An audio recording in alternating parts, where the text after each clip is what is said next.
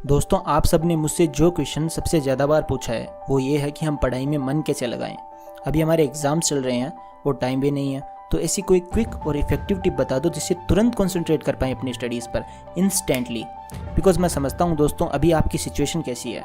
आप पढ़ना चाहते हो और अभी पढ़ना ज़रूरी भी है, एग्ज़ाम्स हैं, लेकिन आपका मन नहीं कर रहा है पढ़ने का, ज़बरदस्ती पढ़ना पड़ रहा है, इंटरेस्ट ही नहीं है। तो इस चीज़ का क्या सोल्यूशन है? देखो, इसके दो टाइप के सोल्यूशंस हैं। एक है लॉन्ग टर्म सोल्यूशन, जिसमें आपका मेडिटेशन हो गया, योगा हो गया, और भी काफ़ी चीज़ें हैं जो इसमें आती है। लेकिन अभी आपके पास ये सब करने का टाइम नहीं है।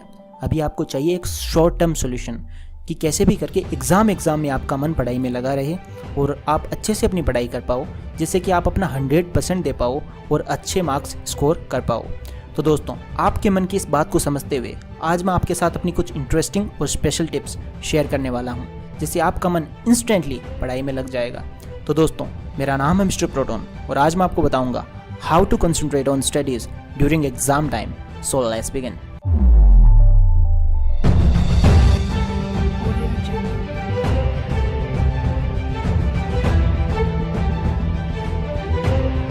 दोस्तों, सबसे पहले तो आप ये देखो, आप जिस जगह पढ़ाई कर रहे हो वहाँ साइलेंस मेंटेन होना चाहिए, यानी कि बाहर की कोई भी आवाज़ आपको डिस्टर्ब नहीं करनी चाहिए।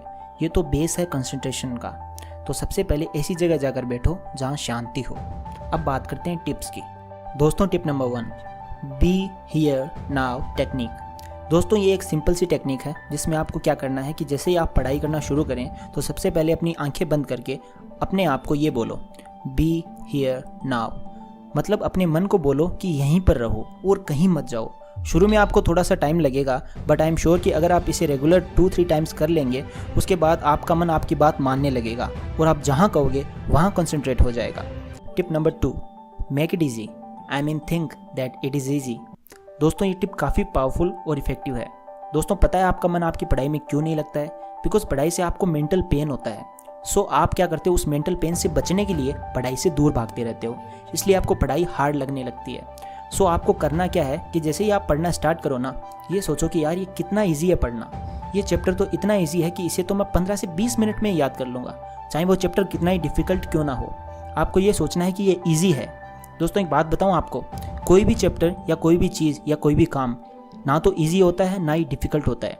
ये आपके मानने के ऊपर है।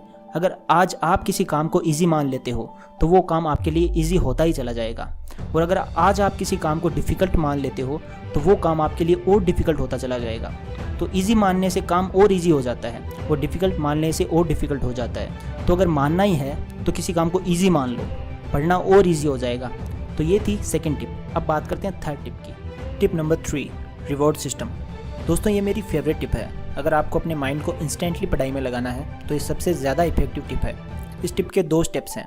First, break down the task, यानी कि आपको जो भी पढ़ना है ना, उसको आप ब्रेक कर लो पार्ट्स में।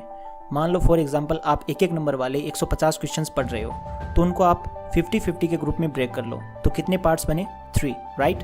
अब आपको क्या करना है कि पढ़ना स्टार्ट करना है, और जैसे ही आप 50 क्वेश्चंस पढ़ लेते हो, अपने आप को रिवॉर्ड दे दो। रिवॉर्ड यहाँ कुछ भी हो सकता है। अगर आप अपने मोबाइल और सोशल मीडिया से एडिक्टेड हैं तो 5 मिनट आप मोबाइल चला सकते हो, या अपना फेवरेट सॉन्ग सुन सकते हो 4-5 मिनट का, या कुछ भी ऐसा कर सकते हो जिससे आपके माइंड को खुशी मिलती है। उसके बाद वापस पढ़ाई शुरू करनी है और नेक्स्ट के जो 50 क्वेश्चंस है वो याद कर लो। फिर वापस 5 मिनट के लिए ब्रेक ले लो और अपने आप को रिवॉर्ड दे दो। तो ऐसे करके आप पूरे इंटरेस्ट के साथ पढ़ाई कर सकते हो और 150 क्वेश्चंस आप कब याद कर लोगे, मज़े मज़े में, आपको पता ही नहीं चलेगा। दोस्तों, टिप नंबर 4, ये एक ट्रिक है। दोस्तों, ये एक तरीका है याद करने का। मान लो कोई इक्वेशन है या केमिस्ट्री में एलिमेंट्स की कोई सीरीज़ है, या कोई क्वेश्चन जो आपको बार बार पढ़ने के बाद भी याद नहीं हो पा रहा है, तो उसमें आपको क्या करना है, एक ट्रिक बनानी है उसे याद करने की। ट्रिक मतलब एक स्टोरी या एक लाइन जिससे आपको पूरा आंसर याद हो जाए। अब यहाँ पर मैं आपको एक छोटा सा एग्जाम्पल दे सकता हूँ। जैसे मिसोमा और उसके फ्रेंड्स ने 1967 में एक इक्वेशन डेवलप की।